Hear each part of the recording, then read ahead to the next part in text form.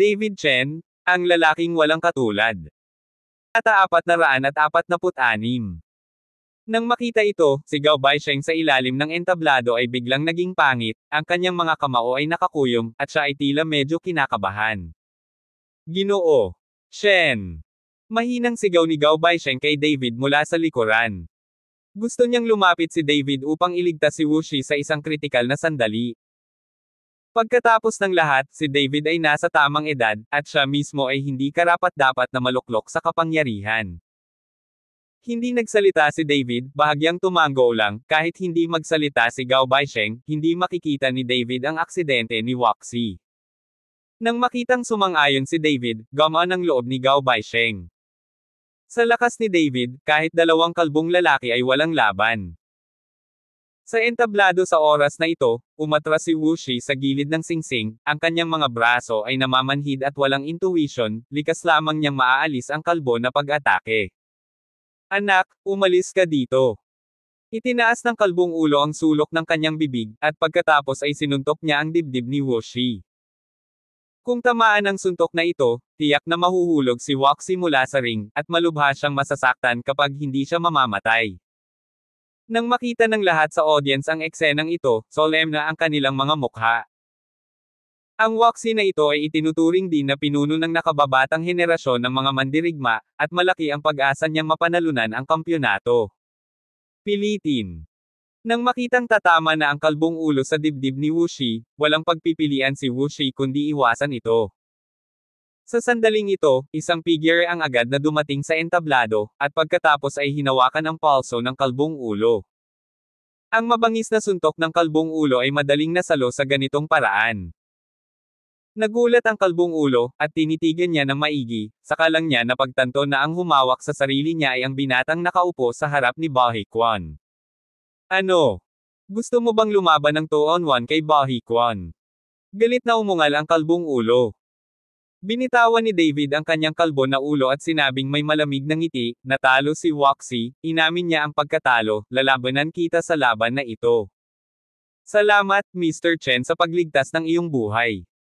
Puno ng malamig na pawis ang noo ni Wuxi sa oras na ito, at naglakad siya sa gilid ng kamatayan, na nagparamdam sa kanya ng takot. Bumaba! Mahinang sabi ni David. Tumango si Wuxi at tumalon mula sa ring. Bahagyang ipinikit ng kalbong ulo ang kanyang mga mata, at matamang tumingin kay David. Madali niyang hinawakan ang kanyang palso, at ang lakas ng isang taong walang kahirap-hirap ay hindi dapat maliitin. Marami na akong nilalabanan, pagod na pagod ang katawan ko. Ayon sa mga patakaran, maaari akong mag-apply para sa pahinga at hayaan ang iba na maglaro laban sa iyo muna. Hindi sigurado ang kalbo sa lakas ni David, kaya balak niyang hayaan munang makipaglaban si David sa iba, para mapagmasdan niya mula sa gilid. Hindi ka pagod, natatakot ka ba? Itinaas ni David ang kanyang bibig, isang kamay lang ang magagamit ko. Inilagay ni David ang isang kamay sa likuran niya, iniunat lamang ang kabilang kamay, at kumaway sa kalbong ulo. Sa pagkakataong ito, galit na galit ang kalbo sa kanyang puso. Sa harap ng napakaraming tao, hinaampas pa siya ng isang kamay. Kung ang kalbong ulo ay kumikislap, ito ay magiging katatawanan ng lahat. Nang makita ito ng lahat sa audience, lahat sila ay nagsimulang magsalita. Maging ang mga matatandang tao sa entablado ay interesadong-interesado kay David, tanging si Sun Simiao ay tumingin kay David na may malungkot na mukha. Sa isang sulok sa ilalim ng entablado, pinangunahan ni Bai Zontang ang mga tao sa halo. Sa mga oras na ito, nakatingin siya kay David na may matigas na mga mata. Sa kabilang panig, si Qin Feng ay nasa karamihan din. Nang makita si David sa entablado, bahagyang dumilat din ang mga mata ni Qin Feng, na may kaunting playfulness sa kanyang mukha. Boy, ang yabang mo? Kahit sinong anak mo, hindi iimbestigahan ang pagkamatay at pinsala sa arena. Kung namimiss kita at papatayin, hindi ka makakapaghiganti sa akin. Malamig na tiningnan ng kalbong ulo si David at sinabing. Hindi alam ng kalbong ulo ang pagkakakilanlan ni David. Natatakot siya sa background ni David. Kung hindi niya sinasadyang mapatay si David, isa itong malaking kapahamakan. Huwag kang mag-alala, kung may kakayahan kang patayin ako, walang maghihiganti para sa iyo. Mahinang sabi ni David. Kabanata 447. Mabuti yan. Nang matapos magsalita ang kalbong ulo ay biglang sumambulat ang buong tao, at pagkatapos ay ang balat ng buong katawan ay nagsimulang maging asul at itim, at ang mga asul na ugat sa noo ay isa-isa ring nakausli. Sa ingay ng dagandong, inatake ng kalbong ulo si David, at ang suntok ay napakalakas kaya napunta ito kay David na parang tuktok ng Mount Tai. Si Wuxi, na nasa audience, ay bahagyang nagbago ng mukha. Kung ang kalbong ulo ay umatake gamit ang suntok na ito sa simula, si Wuxi ay maaaring hindi makatagal ng ganoon katagal. Pagtingin sa suntok ng kalbong ulo, may mapang asar na ngiti sa mukha ni David. Pagkalapit ng kalbong ulo ay sinuntok niya ng mahina. Sa mata ng lahat, mahina ang suntok ni David, at walang paraan para sundan ang kalbong ulo. Kumpara sa suntok na yan. Gayunpaman, nang magsalubong ang dalawang kamao, kumalat ang napakalaking impact sa paligid. Maraming matatandang tao sa entablado ang nagmamadaling ginamit ang kanilang panloob na enerhiya para lumaban, habang maraming mesa at upuan sa ilalim ng entablado ang sunod-sunod na nabaligtad. I-click. Isang malutong na tunog. Nang tumingin ang lahat, nalaman nilang kakaibang nakayuko ang kalbong braso, at ang buong paa niya ay nasa singsing, namutla ang mukha, at takot na tumingin kay David ang kanyang mga mata. Aaminin ko. Nalaman ng kalbo na ang lakas ni David ay hindi na niya naiisip, kaya nagmamadali siyang umamin ng pagkatalo. Ngunit bago matapos ang mga salita, sinampal siya ni David. Na-snap. Sa isang malutong na tunog, ang kalahati ng mukha ng kalbong ulo ay agad na namula at namamaga, ang lahat ng ngipin sa kanyang bibig ay natanggal, at ang matinding sakit ay naging sanhi ng kalbo na ulo upang ibuka ang kanyang bibig at gumawa ng isang daldal na tunog. Alam kong gusto mong aminin ang pagkatalo, ngunit hindi kita bibigyan ng pagkakataong sabihin ito. Nang matapos magsalita si David, iniwas niya ang kanyang kamao patungo sa kalbong ulo. Ang kalbong ulo ay umungal ng malakas, pilit na ginagamit ang kabilang kamay para pigilan siya, gusto niyang makatakas, ngunit ang kanyang mga paa ay naipit na sa ring at hindi na makagalaw. Puff! Sinuntok ni David ang dibdib ng kalbong ulo, ang katawan ng kalbong ulo na diretsyong napasok ng kamao, tumambad sa kabila, at bumagsak ang dugo mula sa kamao ni David. Dilat na dilat ang mga mata ng kalbong ulo, at ibinaba niya ang kanyang ulo sa ayaw, halatang patay. Sa pagkakataong ito, ang mga manunood ay tumahimik, ang mga mata ng lahat ay napunta kay David, at si David ay nagwalas sa entablado, mayroon pa bang tao sa entablado? Lahat ng tao sa audience ay hindi naglakas loob na magsalita. Ang lakas ng kalbong ulo ay madaling pinatay ni David sa isang kamay, at ang iba ay pinatay din. Isang bangkos ng basura. Sa isang malamig na singhot, isang figure ang lumutang sa ibabaw ng singsing. Jiang Zhengde. Sa pagkakataong ito, makikita ng maraming tao sa audience ang pagkakakilanlan ng taong dumating. Pagkatapos ng lahat, ito ay isang malaking balita na si Jiang Zhengde ay pinalaya sa pamilya Jiang. Nang makita ni Sun Simiao si Jiang Zhengde sa entablado, bahagyang nanliit ang kanyang mga mata, ngunit hindi siya nagsalita, ngunit nagsalita ang matandang katabi niya. Jiang Zhengde, ito ay isang martial arts gathering. May mga patakaran sa ring. Hindi ka maaaring umakyat sa entablado kapag ikaw ay 35 taong gulang. Lampas na sa edad mo. Halika. Ngunit sino ang nakakaalam na si Jiang Zhengde ay nanunuya, matanda, hindi ako nag-F. Art kung hindi ko nakita ang apelyidong araw, may karapatan ka bang magsalita? Sinabi, ikinaway ni Jiang Zhengchong ang kanyang kamay, at isang maringal na momentum ang umatake sa matanda. Lumubog ang mukha ng matanda, at dali-dali niyang ginamit ang kanyang panloob na lakas para makalaban, ngunit diretso pa rin itong binaril at tumilapon palabas, at nabasag din ang lamesa at upuan sa harapan niya. Tandang padamdam. Namangha ang lahat nang makita nila ang eksenang ito. Ang kakayahang umupo sa entablado at maging referee ay natural na malakas, ngunit si Jiang Zhengde ay talagang na-knockout ni Jiang Zhengde anumang oras. Pangit ang mukha ni Sun Simiao. Pagkatapos ng lahat, ang martial arts party na ito ay inorganisa ng kanyang Yao Wangfo. Nandito si Jiang Zhengde para manggulo at bugbugin ang kanyang Yao Wangfo sa mukha, lalo na ang mga salita ni Jiang Zhengde na ngayon lang ay nagparamdam kay Sun Simiao na nawala ang lahat ng mukha niya. Hindi siya nagsalita ngayon lang dahil gusto niyang turuan ng leksyon ni Jiang Zhengde si David, ngunit hindi man lang siya pinansin ni Jiang Zhengde. Paano ito matitiis ni Sun Simyaw sa publiko, hindi pa banggitin na nanunood pa rin si Bai Zontang mula sa mga manunood. Tandang Padamdam. Kabanata 448. Jiang Zhengde, ang mga patakaran ay mga patakaran. Itinakda ko ang mga patakarang ito. Kaya mo ba silang sirain?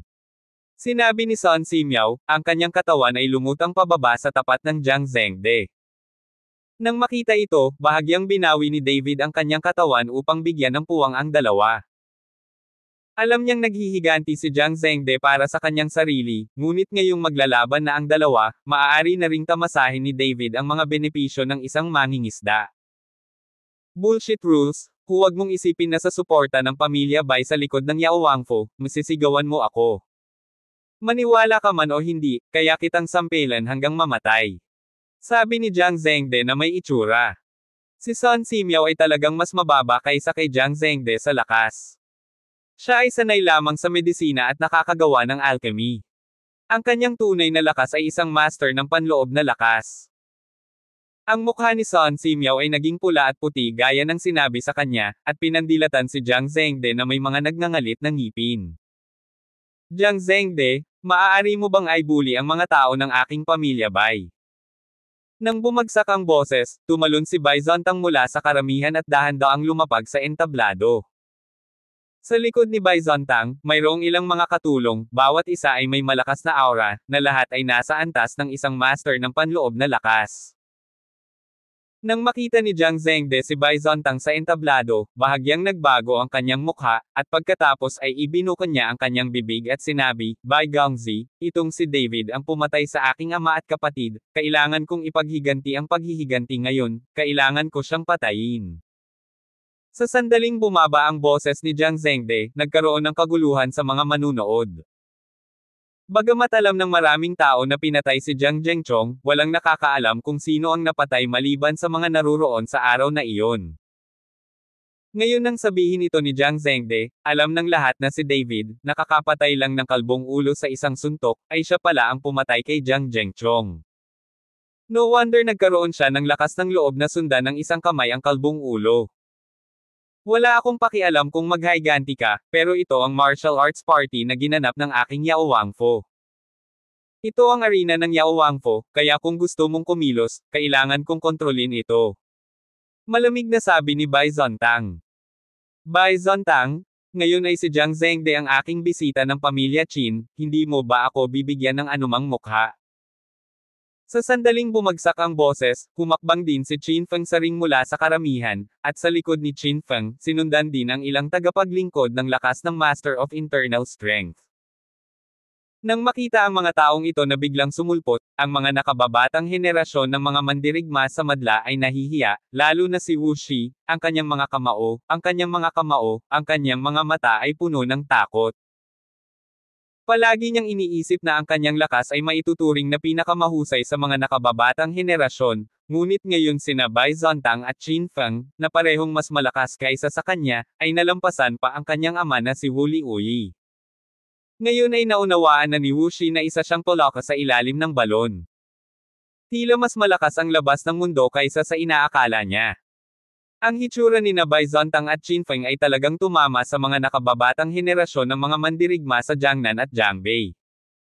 Noong una ay may isang David, at kinuha ito ng lahat bilang isang halimbawa, ngunit ngayon ay maraming mga batang masters ng panloob na lakas sa kanilang 20s. Napakahirap tanggapin ang gayong suntok.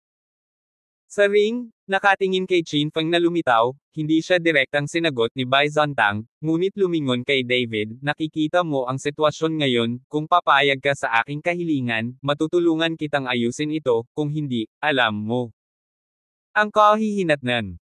Tinatakot ni Bai Zontang si David, gusto niya ang formula ng tableta kay David, ngayon ay isang magandang pagkakataon. Napamura si David, hindi ko pinapansin ang mga pusa at asong ito. Dahil sa sinabi ni David, natigilan si Bai Zontang. Dapat mong malaman na ang lakas ni Jiang Zhengde ay mas mataas kaysa kay Jiang Zhengchong, hindi pa banggitin na ang kabilang partido ay mayroon pa ring Qin Feng, at mayroong ilang mga master sa ilalim ng kanyang utos. Nag-iisa si David, kaya saan nanggagaling ang lakas ng loob? Magsabi ng ganito. Okay, since that's the case, then I'll stand by. Pagkatapos magsalita ni Bai Zontang, inakay niya ang mga tao sa gilid ng ring, at sumunod na malapit si Sun Simiao at nagtanong sa mahinang boses, "Ikalawang young master, gusto mo ba talagang patayin ni Jiang Zhengde si David? Sa ganitong paraan, hindi natin ito kakayanin." Siya si Dan Fang. Kabanata 449. Huwag kang mag-alala, kapag nabugbog ang bata hanggang mamatay, ililigtas ko siya, kailangan ko munang gamutin ang kanyang kaabangan. Mahinang sabi ni Bai Zontang. Matapos ilabas ni Bai Zontang ang mga tao, pinandilatan ni Jiang Zhengde si David, "Anak, ngayon gusto kong ipaghiganti ang aking ama at kapatid at ibalik ang prestihiyo ng aking pamilyang Jiang." Sinabi ni Jiang Zhengde na sasalakayin na niya si David, ngunit pinigilan siya ni Qin Fengyi. Tumingin si Qin Feng kay David na may bahagyang ngiti, "Nagkita tayong muli, kapalaran talaga." Nakilala ni Qin Feng si David sa bahay ng mga magulang ni Gulinger. Pakiramdam niya ay malakas ang aura ni David at siguradong hindi ordinaryo ang kanyang lakas. Hindi niya lang inaasahan na si David pala ang pumatay kay Jiang Zhengchong. Napaka-faithful. Malamig na ngumiti si David. "Sabihin mo sa akin, ano ang gusto ni Bai Zontang sa iyo? Kung maaari mong sabihin sa akin at mga akong susundan ang pamilyang Qin, maaari kong hayaan si Jiang Zhengde na iligtas ka, at hindi mo kailangang magkaroon ng utang sa pamilya Bai." Alam ni Qin Feng na tiyak na sinusubukan ni Bai Zontang na makakuha ng isang bagay mula kay David, kung hindi ay hindi niya susundin ang kanilang pamilya Qin bilang isang kaaway ng isang David, at ang bagay na ito ay napakahalaga. Sa sandaling bumagsak ang boses ni Qin Feng, sumulyap si Jiang Zhengde kay Qin Feng, ngunit hindi ito nagsalita. Kung talagang magsasalita si Qin Feng, hindi niya mapapatawad si David. Kung papatayin mo siya, papatayin din niya ang kapatid ni Jiang Zhengchong. Hinahanap niya ngayon si David para maghiganti. Ito ay walang iba kundi isang dahilan. Matapos patayin si David, muli niyang pamumunuan ang pamilya Jiang. Mula ngayon, ang pamilyang Jiang ang magiging kapangyarihan ng pamilyang Qin sa Jiangbei. "Seryoso ka?" tanong ni David kay Qin Feng. Siyempre, sino ang hindi nakakaalam sa sinabi ni Qin Feng? Tinapik ni Qin Feng ang kanyang dibdib at sinabi. Sa oras na ito, bahagyang kinuyam ni Bai Zontang ang kanyang mga kamay at sumimangot. Hindi niya inaasahan na gagawin ni Qin Feng ang ganoong bagay. Kung si David ay binili ng pamilya Qin, ito ay isang kawalan para sa kanila. "Okay, sasabihin ko sayo."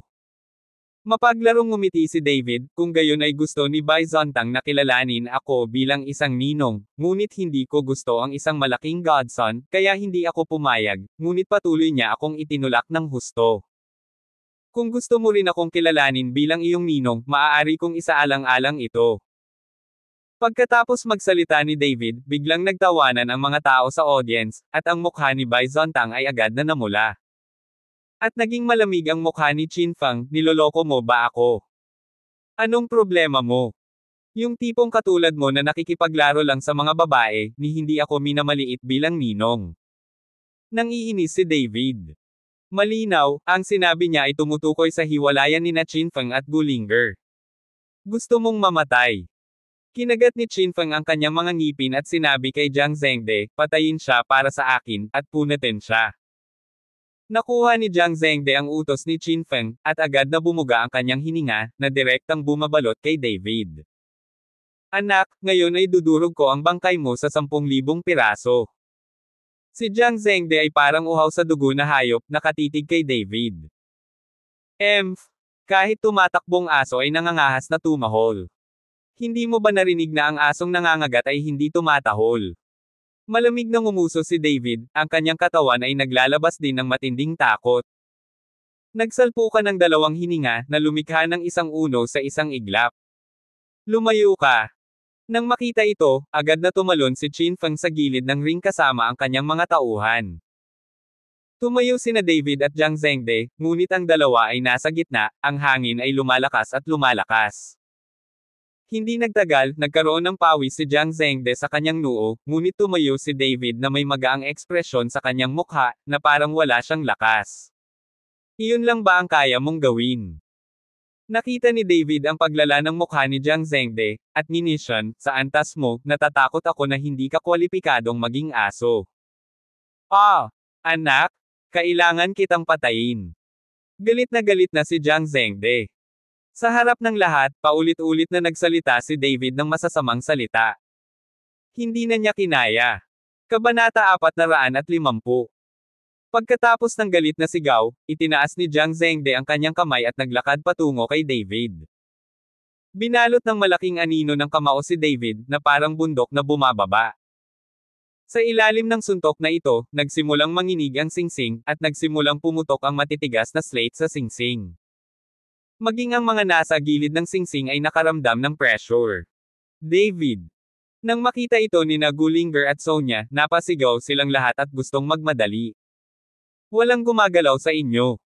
Nagmamadaling pinigilan ni David sina Gulinger at Sonya, pareho silang naluklok sa kapangyarihan, walang silbi. Ngunit nang tumayo sina Gulinger at Sonya at tatakbo na sana patungo sa ring, sina Bai Zhongtang at Qin Feng sa gilid ng ring ay sabay na tumingin kay Gulinger at Sonya. Kung tutuusin, parehong gustong tingnan ng dalawang dilag na ito, ngunit sa ganitong tingin, ang mga mata ni Bai Zhongtang at Qin Feng ay sabay na lumuwa. Dahil nakita nila ang jade pendant sa katawan ni Sonya, na siya naman ang hinahanap nila this time. Nang walang kaunting pag-aalinlangan, tumalon sina Bai Zhongtang at Qin Feng at sabay na hinawakan si Sonya. Ano? Takot na takot si Sonya, pat likas siyang sumigaw. Nagmamadaling kumilo si Gulinger para pigilan ito, at tumalon din si Wuxi, handang pigilan ang dalawa. Gayunpaman, ang kanilang lakas ay hindi maihahambing kina Bai Zhongtang at Qin Feng. Bago sila lumapit, natangay sila ng malakas na enerhiya. Sa sandaling ito, nang makita ni David na nasa ring si Bai Zhongtang at Qin Feng na humahawak kay Sonya, ang kanyang mga mata ay biglang sumabog sa malamig na liwanag, at ang kanyang katawan ay tumalon mula sa ring. Anak, gusto mo bang pumunta? Sa oras na ito, bumagsak na ang matinding suntok ni Jiang Zhengde. Umalis ka. Sa oras na ito, wala sa mood si David na makipag-away kay Jiang Zhengde, galit na sumigaw, at biglang iwinagayway ang kanyang kamay para kunin ito. Bang! Sa isang malakas na putok, si Jiang Zhengde ay direktang binaril ni David sa lupa, at ang kanyang katawan ay nahulog sa singsing, na parang nakatanim. Nang makita ang eksenang ito, gulat na gulat ang mga mukha ng lahat. Nakita nila ng sarili nilang mga mata ang lakas ni Jiang Zhengde. Ngayon ay dinala ni David si Jiang Zhengde sa singsing gamit ang isang palad. Tila ang lakas ni David ay higit pa sa kanilang imahinasyon. Tandang padamdam. Lalo na ang Gao Baisheng na iyon, na ang mukha ay pula at puti, sa kanyang lakas, gusto pa niyang makipagkompetensya kay David noong panahong iyon. Kung si David ay hindi tumingin sa mukha ni Wuxi sa oras na iyon, siya ay naging isang patay na kaluluwa sa ngayon. Tandang padamdam. Tumalon pababa ang katawan ni David mula sa ring, ngunit sa oras na ito, dumating na sina Bai Zhongtang at Qin Feng sa harap ni Sonya, at sabay nilang hinawakan si Yu Pei. Ngunit sa sandaling ito, biglang lumitaw ang isang pagsabog ng pulang ilaw sa pendant ng jade. Sina Bai Zhongtang at Qin Feng ay parehong binaril at sabay na lumipad palabas. Umatras sila ng 10 hakbang na magkasunod, at saka huminto. Ito ay talagang magandang bagay. Mas maliwanag pa ang mga mata ni Bai Zhongtang at Qin Feng. Nakarating na si David sa tabi ni Sonya. Bagamat mayroon siyang jade pendant para protektahan ang kanyang katawan, si Sonya ay natakot pa rin, at walang bakas ng dugo sa kanyang mukha. Sonya, ayos lang. Niyakap ng mahigpit ni David si Sonya at inaliw siya. David. Nanginginig ang katawan ni Sonya sa yakap ni David. Naramdaman ng panginginig ni Sonya, ang ekspresyon ng mukha ni David ay naging sobrang madilim, nakatingin kay Bai Zhongtang at Qin Feng na may malamig na mga mata. Ang babaeng naglakas loob na hawakan ako, mamamatay kayong lahat. Nang lumabas ang salitang, patay, isang napakalaking layunin ng pagpatay ang lumabas sa katawan ni David, at naramdaman ng lahat sa paligid ang layuning pumatay sa katawan ni David. Napasimangot din sina Bai Zontang at Qin Feng at ginamit ang kanilang panloob na lakas upang labanan ang nakakatakot na aura na ito, ngunit kahit na sa kanilang buong lakas, hindi mapigilan ng kanilang mga katawan ang manginig. Sa oras na ito, si Jiang Zhengde ay pinigil ng mga subordinate ni Qin Feng mula sa ring. Ang buong tao ay dumudugo na mula sa 7 butas, ang kanyang mga mata ay dilat, at siya ay ganap na patay. Kabanata 451. Hindi napansin ni Bai Zontang o Qin Feng kung paano pinatay ni David ang Jiang Zhengde na iyon, ngunit para mabaril si Jiang Zhengde hanggang mamatay sa maikling panahon, maiisip ang lakas ni David. Magtulungan tayo, patayin muna ang batang ito, at pagkatapos ay pag-usapan ang tungkol kay Liu Pei. Nang makitang patay na si Jiang Zhengde, sumimangot si Qin Feng at sinabi kay Bai Zontang. Binabalak niyang makipagkamay kay Bai Zontang para patayin si David. Ngunit sino ang nakakaalam na biglang umatras si Bai Zontang at ikinulong ang kanyang kamao kay David, Kuya Chen, hindi ko sinasadyang masaktan ka. Nandito ako para humingi ng tawad. Ang biglaang pag-alis ni Bai Zontang ay naglagay kay Qin Feng sa isang nakakahiyang posisyon. Alam na alam niya na papatay si Bai Zontang gamit ang kutsilyo.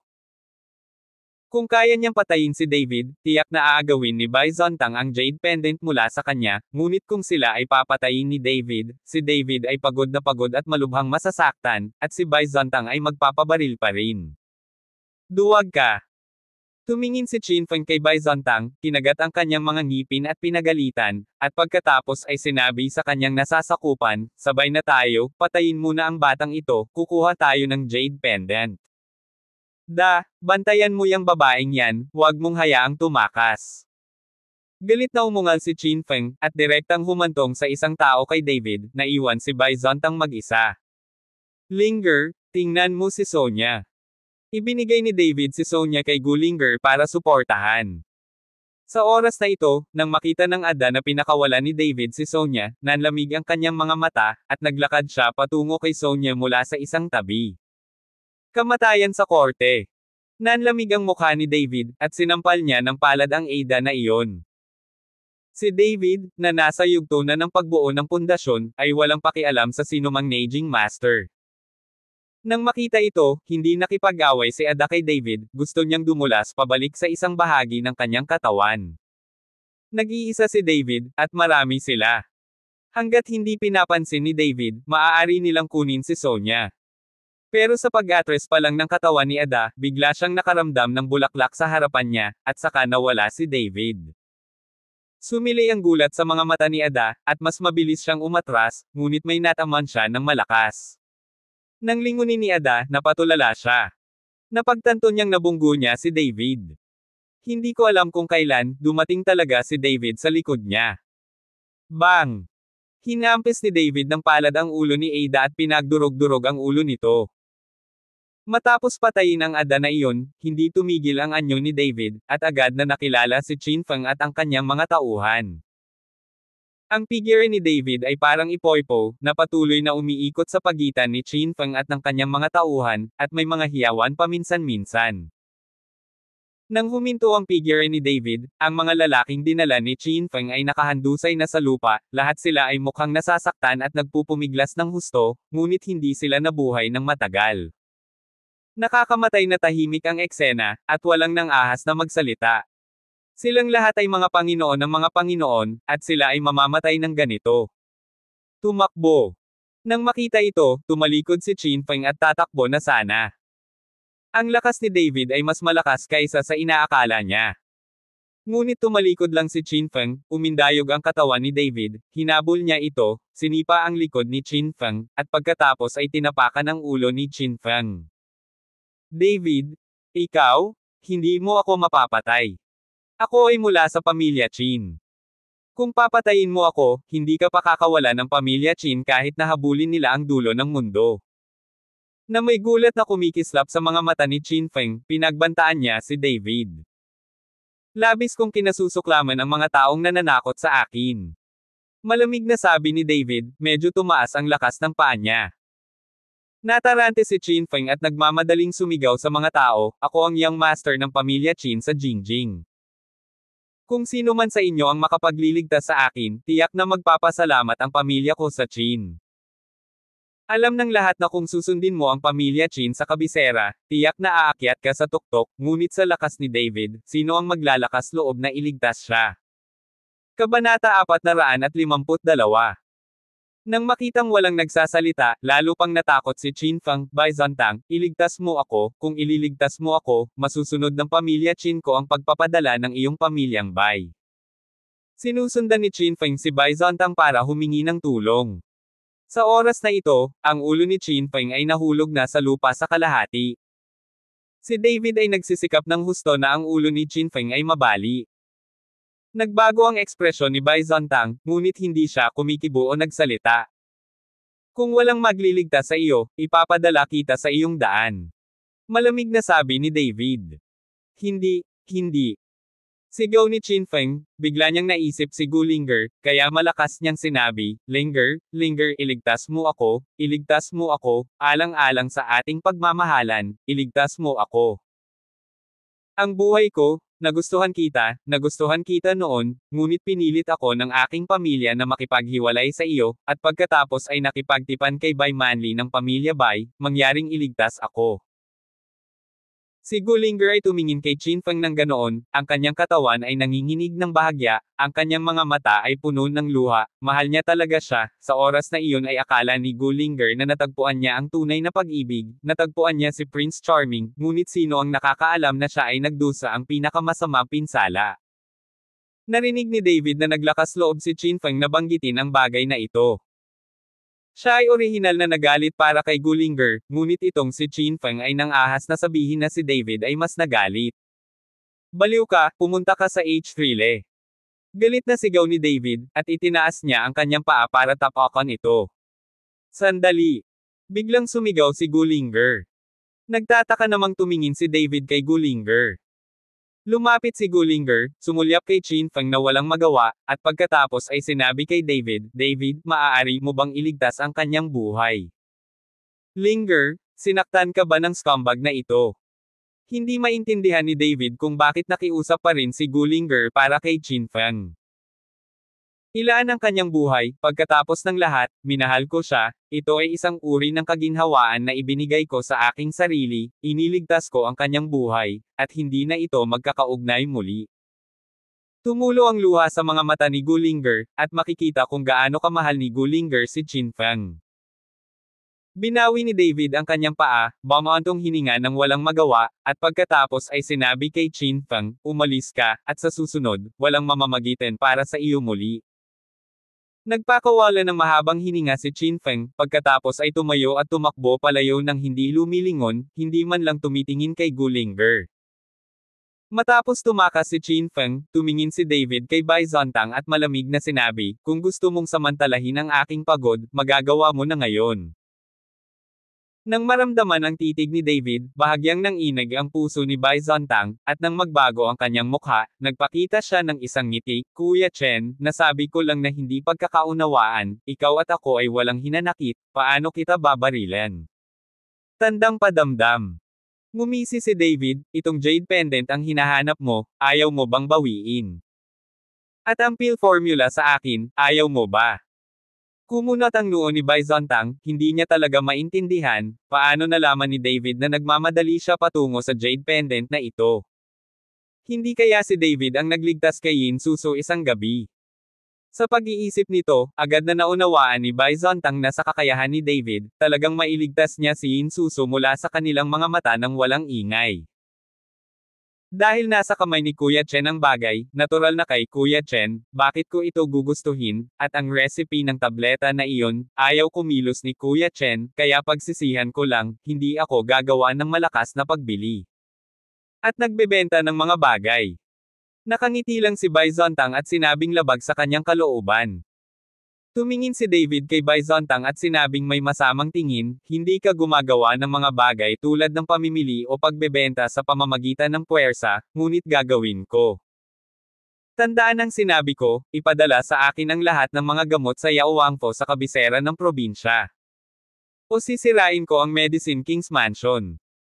Nang matapos magsalita si David, hindi niya pinansin ang kahindek-hindek na anyo ni Bizontang, tumalikod siya at hinayla si Sonia palayo. Mahigpit na sumunod sina Gullinger at Wuxi, at sunod-sunod na umalis ang iba. Ang nangyari ngayon ay talagang labis nilang ikinagulat. Ikalawang Young Master. Tumingin si Sun Simiao kay Bai Zontang at sinabi, ano ang dapat nating gawin? Mag-delay tayo ng ilang araw, babalik ako sa pamilya para pag-usapan ito. Pagkatapos magsalita ni Bai Zontang, umalis siya kasama ang kanyang mga nasasakupan. Kabanata 453. Dinala ni David si Sonia at ang iba papabalik sa kabisera ng probinsya. Si David, na pumasok sa yugto ng pagbuo ng pundasyon, ay may mas mataas na mga kinakailangan para sa espiritual na enerhiya, ngunit ang mabilis na pag-unlad ng kanyang lakas ay nagpasigla rin sa kanya. Ngayon, nakapatay siya ng ilang master sa sandaling gumawa siya ng hakbang. Kung ito ay nasa panahon ng pagpino ng Qi, hindi ito magiging posible. Kahit na nakipag-away siya kay Jiang Zhengchong, nag-effort si David noong panahong iyon. Kung nakikipag-away siya kay Jiang Zhengchong sa oras na ito, maaari lang siyang durugan ni David hanggang sa mamatay nang hindi siya binibigyan ng kahit kaunting pagkakataon na lumaban. Ginoo Shen, dapat ba tayong magpadala ng isang tao para lihim na subaybayan ang mga aksyon ni Yao Wangfo? Sa tingin ko, hindi nila madaling ibigay ang mga panggamot na materyales. Sumugod kaagad si Chifeng pagkabalik ni David.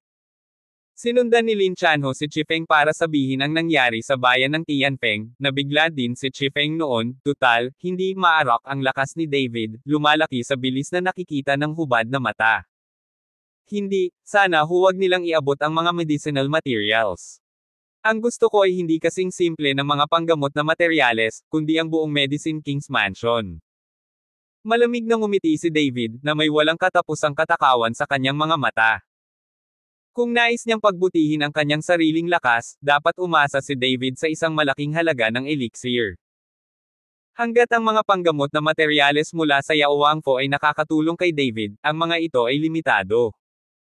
Gusto ni David ang buong Yao Wangfo sa hinaharap. Hayaan si Yao Wangfo na maghatid lamang ng elixir sa kanyang sarili. Ngunit ang daang taong gulang na elixir ay limitado pagkatapos ng lahat, hindi sila maaaring walang katapusan, at palaging may araw na sila ay maubos. Mukhang oras na para pumunta sa Mount Heng at tingnan kung may mga espiritual na bato doon. Napaisip si David sa sarili. Kung mayroong espiritual na bato sa Hengshan, maaaring direktang manatili si David sa Hengshan para magsanay. Nakipag-ugnayan si David kay Wudong at sinabihan siyang pumunta sa Hengshan bukas ng maaga. Si Sonia ngayon ay may jade pendant para protektahan ang kanyang katawan. Medyo gamaan pa ang loob ni David. Ang dalawang master ay walang paraan upang maging malapit. Mukhang kayamanan talaga itong jade pendant. Tandang padamdam. Nang sumapit ang gabi, nakatulog ang lahat, at pansamantalang nagbago ang bayan ng Tianfeng dahil sa pagtitipon ng martial arts, lahat ay umalis at naging desyerto. Sa mga lansangan ng bayan ng Tianfeng, tahimik na naglalakad ang apat na matandang lalaki na nakasuot ng itim na damit at puting balbas. Napakabagal ng paglalakad nilang apat, pero ang layo nila sa bawat hakbang. Ang individual ay natapos sa isang iglap, ang apat na matandang ito ay ang apat na elder ng Xuanyu Valley. Ang apat na matatandang ito ay dumiretso sa arena, at pagkatapos ay hinati ang kanilang trabaho at nagtulungan, bawat isa ay gumaganap ng kanilang mga tungkulin, tulad ng mga tiktik na nag-iimbestiga sa isang kaso, patuloy na sinusuri ang mga bakas ng paa sa lupa, at ang malaking hugis tao na hukay sa arena na nabasag. Ni Jiang Zhengde. Ang isa sa mga matatanda ay naglabas ng isang bulsa ng tela, pagkatapos ay ipinasok ang kanyang kamay, kumuha ng isang dakot ng pilak na pulbos, at iwinisik ito sa hangin. Sa isang iglap, isang pilak na liwanag ang kumislap, at may mga anino sa hangin. Ang mga anino ay gumagalaw pa rin, tulad ng isang fast-forward na 3D na pelikula, at ang bawat karakter ay totoong-totoo. Sa malapit na pagsisiyasat, ito ay naging isang imahe ni David na nakikipaglaban sa ilang mga Grandmaster, ngunit ang imahe ay napakaikli, nawala pagkatapos lamang ng ilang segundo, at ang eksena ay nahulog muli sa kadiliman. Kuya, nakikita mo ba kung anong klaseng lakas ang batang ito? Tanong ng matanda na nagwisik ng silver powder.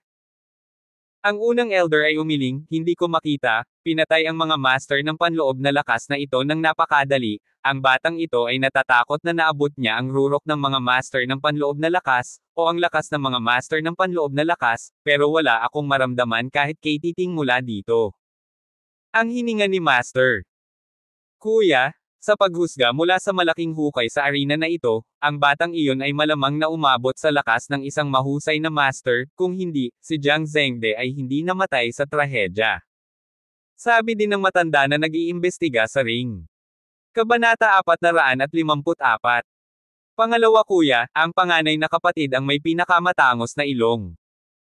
Kung may magaling na master na gagamit ng dahas dito, siguradong mararamdaman ng panganay na kapatid ang hininga. Sumagot ang matanda na nagwisik ng gintong alikabok. Sa pagkakataong ito, ang lahat ay nahulog sa pagmumuni-muni, at ang mga bagay ay tila nasa isang dead end. Hindi kaya isang mandirigma ang batang ito, ngunit isang warlock na tulad natin. Ang matanda na nagwiwisik ng gintong alikabok ay biglang lumiwanag sa harap ng kanyang mga mata. Imposible. Imposible para sa isang napakahusay na warlock na magkaroon ng ganoon kalapit na kakayahan sa pakikipaglaban. Dapat mong malaman na ginagamit namin ang lahat ng mga diskarte. Sa pisikal na lakas lamang, sino sa inyo ang makakalaban sa master ng panloob na lakas? Agad namang gumanti ang matanda. Ang lahat ay nahulog muli sa isang patay na katahimikan, at lahat ay napasimangot. Ang pangyayaring ito ay nagparamdam sa kanila na wala silang paraan upang magsimula. Kalimutan mo na ito, bumalik tayo at magsumbong sa Valley Master, itong si David ay masyadong malakas, kailangan pa nating gumawa ng pangmatagalang plano. Pagkatapos ng ilang sandali ng pagmumuni-muni, ang unang elder ay iwinagayway ang kanyang kamay at sinabing. Tumango ang tatlo pa, at sa isang iglap ay nawala sa dilim. Walang makapag-imagine na may naririto kanina. Sa susunod na umaga, maagang dumating si Wudong para hintayin si David. Sinundan ni David si Sonya para magpaliwanag ng ilang round at handa na siyang umalis kasama si Wudong. Sa pagkakataong ito, pumunta lang ako sa Hengshan para sa isang simpleng pag-explore, kaya hindi ako pupunta doon ng maraming araw, at hindi ako nagdala ng maraming gamit. Pero aalis na sana si David, biglang tumunog ang telepono. Nakita ni David na tumatawag ang kanyang ina, kaya mabilis niyang ikinonekta ang telepono. Nanay. Matapos sagutin ni David ang telepono, tuwang-tuwa siyang sumigaw. Hindi niya tinawagan ang kanyang mga magulang nitong mga nakaraang araw, at sinisisi ni David ang kanyang sarili pagkatapos mag-isip tungkol dito. Hoy! Masayang tumugon si Barbara nang marinig niyang tinatawag siya ni David, at pagkatapos ay sinabing, David, naging abala ka ba nitong mga nakaraang araw? Ilang araw na lang ikakasal na ang pinsan ng pangalawang tiyahin mo. May oras ka bang bumalik sa iyong bayan? Ikakasal si Yingxia. Nagulat si David, Nay, ilang taon na ba si Yingxia para magpakasal? 19 na ako, hindi na ako nag-aaral, hindi na ako bata. Sabi ni Barbara.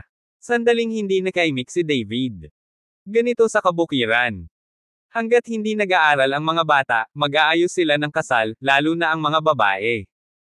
Makatuwiran na ang edad ni Chen Yingxia ay nasa kanyang kabataan. Noong siya ay nasa kolehiyo, siya ay mag-aasawa at magkakaanak ngayon. Nanay, ako. Hindi alam ni David kung paano sasabihin kay Barbara na pupunta siya sa Mount Heng at wala na siyang oras. Si Barbara sa kabilang dulo ng telepono ay maaaring may narinig, bahagyang bumantong hininga, at pagkatapos ay sinabing, ayos lang, kung wala kang oras, sasabihin ko sa iyong pangalawang tiyahin at sa iba pa, ikaw ay abala, abala. Paunti-unting lumiit ang boses ni Barbara, at sa wakas ay walang boses, ngunit hindi binaba ang telepono. Damang-dama ni David ang puso ni Barbara sa sandaling ito. Mula nang siya ay makulong, nawala ang trabaho ng kanyang ama, at bumagsak ang kalagayan ng kanyang pamilya. Napakalakas ng ugali ni Barbara. Lumalabas na sa kanyang lumang pamilya, mayroon siyang malawak na hanay ng mga koneksyon at kasikatan. Tinawag ni Barbara si David sa pagkakataong ito at hiniling na bumalik sa kanyang bayan. Dapat may ipapakita. Nagkataong sinamantala ang kasal ni Chen Yingxia para ipakita si David sa mga kamag-anak at kaibigan. Bagamat hindi alam ni Barbara kung ano ang ginagawa ngayon ni David, dahil napahiya ang pamilya ni Chen Baocheng sa hotel, at natanggal pa sa pampublikong opisina, alam ni Barbara na may kakayahan si David. Nay, ayos lang po ako, babalik po ako ngayon sa aking bayan, huwag po kayong mag-alala. Nagmamadaling kinausap ni David ang telepono.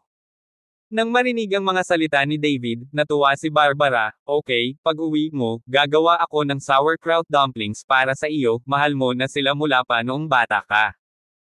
Oo nga pala, huwag mong kalimutang yayain si Sonia na sumama, dapat may makilala ka.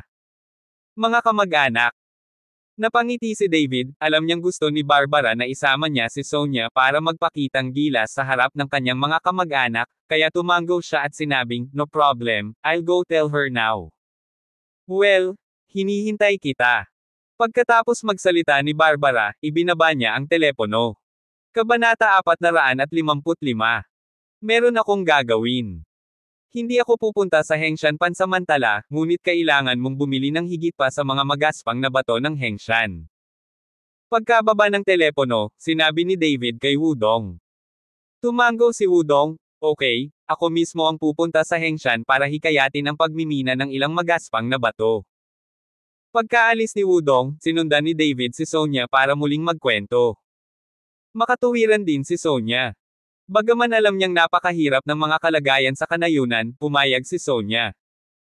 Ang dalawa ay diretsong nagmaneho patungo sa bayan ni David. Ang bayan ni David ay nasa isang rural na lugar sa Horendel. Ito ay orihinal na isang maliit na nayon, ngunit pagkatapos ng mabilis na pag-unlad, ito ay nagbago ng malaki ngayon. Nang bumalik si David, nakita niya na ang bawat bahay ay may nakasulat na malaking salita ng demolisyon. Dapat itong give-in dito. Noong panahong iyon, gusto ng pangalawang tiyuhin ni David, si Chen Baocheng, ang kanyang ancestral house dahil sa demolisyon at pag-unlad. Pagpasok pa lang sa nayon, may mga batang tumatakbong ligaw sa kalye, walang kakilala si David sa kanila, ilang taon na siyang hindi bumabalik. Pangalawa tiyuhin, pangatlo tita, magpahinga ka na. Hindi nagtagal pagkatapos na makapasok sa nayon, may ilang matatandang lalaki at babae na nakaupo sa tabi ng isang maayos na kalsada, nagmamadaling ibinaba ni David ang bintana ng kotse at sinabing. Kilala pa rin ni David ang mga taong ito. Kung tutuusin, dito na siya lumaki simula pagkabata. Hanggang sa makatapos ng junior high school si David ay pumunta sa lungsod dahil sa paglipat ng trabaho ng kanyang ama na si Chen Baoguo. Nang makitang nagsasalita si David, lumingon ang ilang matatandang lalaki at babae, at hindi nagtagal ay nakilala ng nasa katanghaliang gulang na babae si David at nagsabi, hindi ba ito si David? Hindi ka ba napunta sa kulungan? Kailan ka lumabas? Nagmamaneho ka ba ng malaking Mercedes-Benz paglabas mo? Tumingin ang nasa katanghaliang gulang na babae sa kotseng minamaneho ni David at sinabing. Nakangiting awkward si David, third tita, kalalabas ko lang kanina. Oh, bumalik ka sa kasal ng pinsan mo ha. Masasabi ko sa iyo na napakahusay niyang siya ngayon, ang kanyang asawa ay isang malaking boss, lalo na mayaman, bumalik ka na lang at pag-usapan ito, baka mahanap ko ito para sa iyo good job, Terry na. Kinawian ng middle-aged na babae ang kanyang kamay at sinabing. Tumango si David, inikot ang bintana ng kotse at nagpatuloy sa pagmamaneho, saka tumingin kay Sonia na may kahihiyan na ekspresyon, ganito ang mga babae sa probinsya, nakabuka ang bibig, ngunit hindi masama ang puso. Noong bata pa ako, madalas akong palihim na pinapakuluan ng pangatlong tiyahin ko. Kumain ka na. Ngumiti lang si Sonia at hindi nagsalita. Maaaring hindi niya maintindihan ang paraan ng pagsasalita ng mga taga-bukid. Hindi nagtagal, ipinarode ni David ang sasakyan sa harap ng isang maliit na bakuran. Ang bakuran ay hindi malaki, ngunit napakalinis. Ang 5 brick house ay bagong pintura. Ito ang bayan ni David. Inayos ang bahay. Tatay, nanay. Pagkababa niya ng sasakyan ay sumigaw ng malakas si David. Sa pagtingin sa gusaling ladrilyo sa kanyang harapan, biglang bumalik sa kanyang isip si David sa kanyang pagkabata nang sumigaw siya ng, mga magulang. Lagi niyang naaalala na ang una niyang ginawa pag-uwi niya mula sa paaralan ay tumawag sa kanyang mga magulang, pagkatapos ay itinapon ang kanyang bag sa bakuran, tumalikod at tumakbo upang maglaro. David, bumalik ka na ba? Masayang tumakbo palabas ng kwarto si Barbara. Tita. Matapos makita si Barbara, sumigaw si Sonia na may bahagyang ngiti. Oh, nandito na si Sonia, bilasan mo at maupo ka sa kwarto. Nang makita ni Barbara na nandito talaga si Sonia, tuwang-tuwa siya na muntik na siyang mapatalon. Noong una ay naisip niya na ang isang binibini tulad ni Sonia ay hindi gustong pumunta sa kanayunan sa napakarumi at magugulong kapaligiran. Nang matapos niya ang tawag sa telepono, hindi pa rin mapakali si Barbara, iniisip kung darating si Sonia. Ngayon ay nakita niya si Sonia na paparating. Tuwang-tuwa si Barbara. Nasaan ang tatay ko? Tanong ni David kay Barbara. Pumunta ka sa bahay ng iyong pangalawang tiyahin at tingnan kung makakatulong ako. Sabi ni Barbara. Ganito ang kaso sa kanayunan. Kung may masayang kaganapan, dapat ay sama-samang tumulong ang lahat, dahil si Second Tia David ay taga Chengia Village din, isang village, kaya mas kailangan pang tumulong. Kabanata 456. Pagpasok sa silid, binati ni Barbara si Sonia, kaya medyo napigilan si Sonia, habang si David ay lumingon sa ilang silid, at ang kanyang puso ay puno ng mga alaala. David, malapit ng give-in ang bahay na ito. Kung maaari mong tingnan ito, ito ay isang magandang ideya. Matapos itong give-in, ang buong nayon ay hindi alam kung saan pupunta. Nakita ni Barbara si David na naglalakad sa iba't ibang silid, kaya napabuntong hininga siya at sinabi. Nay, hindi ba resettlement house ang demolition? Natigilan si David at tinanong si Barbara. Sino ang nagayos para sa iyo? Huwag mong isipin ang ganyang kagandahan. Walang subsidy sa pag-upa. Ang mga ninuno sa nayon ay nanirahan dito sa loob ng maraming henerasyon. Ngayong na-demolish na ang demolisyon, 100,000 na lang ang demolition fund ng pamilya, at mas kaunti pa ang ibang baryo, pero walang lugar para bigyang katwiran. Go! Naglinis lang kami ng papa mo ng bahay, malaki ang nagastos namin, hindi namin akalain na ganoon kaga ang gigiba. Si Barbara ay mukhang malungkot. Nay, Jean iba ang bahay. Babalik kayo ng tatay ko sa Horendel para manirahan. Anyway, ang bahay sa Pine Bay ay bakante, at wala akong oras upang manirahan doon. Inalo ni David si Barbara. Napasulyap si Barbara kay David, David, let me tell you, although mayaman ang pamilya ni Sonia at kayang ipahiram sa iyo ang malaking bahay, pero wala kang magagawa, susundan ka ni Sonia pagdating ng panahon. Hindi mo naman kayang gumastos ng pera ng tao, di ba? Lalaki ka. Tita, mali ang pagkakaintindi mo, sa totoo lang. Nanay, alam ko, tiyak na gagawin ko ang isang mahusay na trabaho. Direktang pinutol ni David si Sonia at hindi na siya hinayaang magpatuloy. Kaya lang hindi ayaw ni Sonia sa pamilya namin. Dapat mong tretuhin ng mabuti ang iba. Kung alam kong may ginawa kang mali kay Sonia, hindi kita kikilalanin bilang anak. Mahal na mahal ni Barbara si Sonia. Huwag mag-atubiling hikayatin si David. Isa siyang rich lady, hindi naaayawan ang mahirap nilang pamilya, at may magandang personalidad. Ang hirap talagang hanapin ng ganitong klaseng babae. Tita, napakabait sa akin ni David. Kung maglakas loob siyang humingi ng tawad sa akin, hihilahin ko ang tenga niya. Ngumiti si Sonia at sumunod kay Barbara. Oo, hilahin mo siya ng malakas, pagkatapos ay sabihin mo sa iyong tiyahin, at hihilahin din ni Tia ang kanyang mga tainga para sa iyo. Nakangiti ring sabi ni Barbara. Ma, hindi mo pa rin ako anak, sama-sama mo akong binubuli. Sandaling hindi nakaimik si David, ngunit puno ng kaligayahan ang kanyang puso. Hahaha. Tumingin si Sonia kay David ng ganoon, at tumawa. Kuya David, Kuya David. Eto naman, may boses babae sa labas na tumatawag kay David. Sa sandaling marinig ni David ang boses, alam niyang si Chen Yingxia iyon, kaya tumakbo siya palabas. Si Chen Yingxia ay mas bata ng ilang taon kay David, at ang dalawang pamilya ay nasa iisang nayon, kaya't si Chen Yingxia ay sumusunod kay David bilang isang tagasunod mula noong siya ay bata pa, at upang maprotektahan si Chen Yingxia, madalas na nakikipag-away si David sa mga tao, napakaganda ng relasyon ng magkapatid. Ilang taon na nga lang akong hindi nagkikita pero miss na ni David itong magpinsan.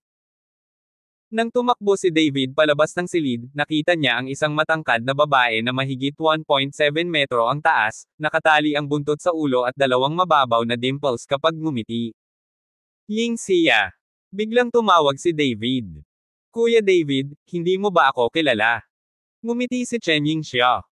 Wala talaga akong lakas ng loob na kilalanin ka, masyado kang mabilis lumaki, kasing tangkad mo ako. Nagulat si David sa paligid ni Chen Yingxia, at pagkatapos ay inihambing muli ang kanyang ulo. 4 o 5 taon nang hindi nagkita ang dalawa. Noon, si Chen Yingxia ay isang maliit na babae mula sa 14th 5-year plan, ngunit ngayon ay malaki na siya. Ikaw ang mabagal na lumaki, at malalampasan kita sa loob ng 2 taon. Inangat ni Chen Yingxia ang kanyang ulo at sinabing, narinig ko lang mula sa 3 tiyahin sa pasukan ng nayon na nakabalik ka na. Bumili ka ng malaking Mercedes sa labas, tama ba? Kaibigan.